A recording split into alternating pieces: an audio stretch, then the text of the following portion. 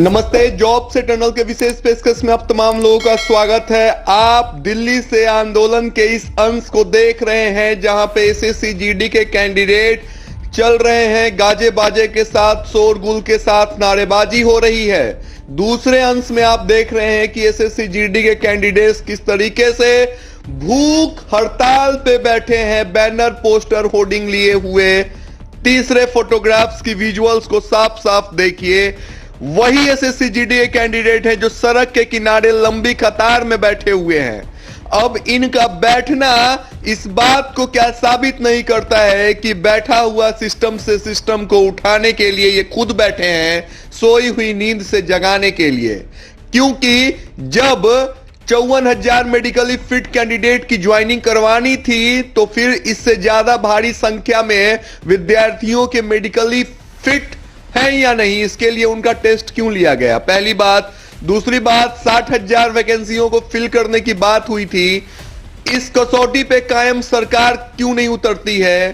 तीसरी अहम बात कि 8वें 9वें महीने में यह आंदोलन है, आंदोलन किसी मुकाम तक नहीं पहुंचा है। सरकार, सत्ता, हुकूमत सभी ने मुंह फेर लिया है। लेकिन ये जो कतार है, ये जो लाइन है, ये बैठे हुए विद्यार्थी हैं दिल्ली की सड़कों पे, ये सब कुछ बयां कर रहे हैं कि किस तरीके से ये सरकार के रवैये से, एसएससी के रवैये से हतोत्साहित हैं, निराश हैं, नीरस हैं, हताश हैं। ये एक वर्ग है, हो सकता है कि इस वर्ग के समर्थन के सम्मान में मेन स्ट्रीम मीडिया ना आया हो, ना आएगा, लेकिन इस वर्ग को नजरअंदाज नहीं किया जा सकता है।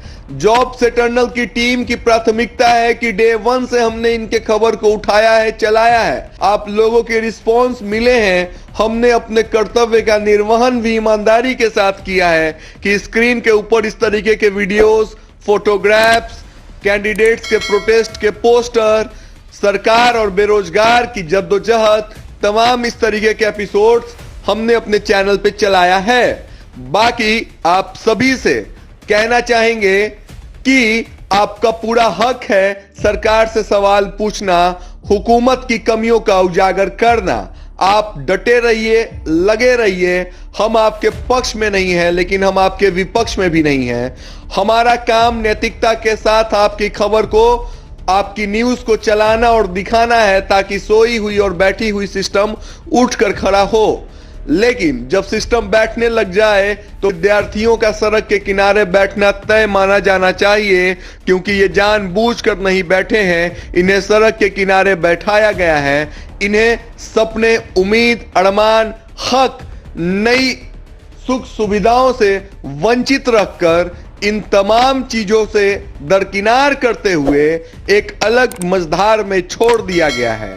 इस मझधार का बेड़ा पार लगाना किसी भी राष्ट्र की सरकार की नैतिक जिम्मेदारी होनी चाहिए कि जब उसके देश के युवा सड़क पे बैठे हों तो वो अपने देश के युवाओं को किस तरीके से उनके विचारों को टैकल करे। लेकिन यहाँ पे टैकल करना तो दूर की बात, सरकार, सिस्टम, हुकूमत, होम मिनिस्ट्री, एसएससी, किसी के पास भी एक पल के लिए मौका नहीं है, वक्त नहीं है कि कम से कम एसएससी कैंडिडेट जो 2018 के हैं, मेडिकली फिट, प्रोटेस्ट कर रहे हैं, उनकी बातों को सुना जाए, समझा जाए, समस्याओं को समाधान की ओर लेके बढ़ा जाए ताकि समस्याओं का समाधान हो।